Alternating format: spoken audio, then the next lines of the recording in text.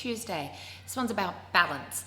When we talk about balance in dance, we often focus on the core, and whilst that is an incredibly important part of it and probably does form the majority of your source of strength for balance, there are some other things that you need to be focusing on as well if you want to get balanced.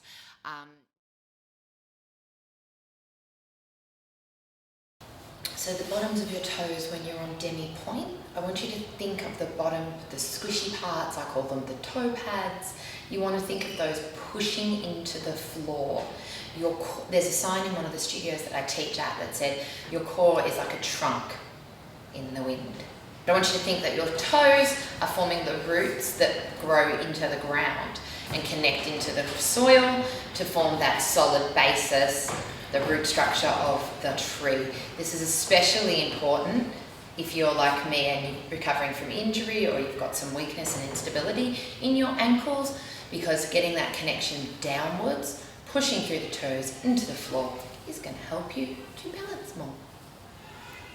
So every time I feel that there's a little bit of a wobble, I push the toes down into the ground.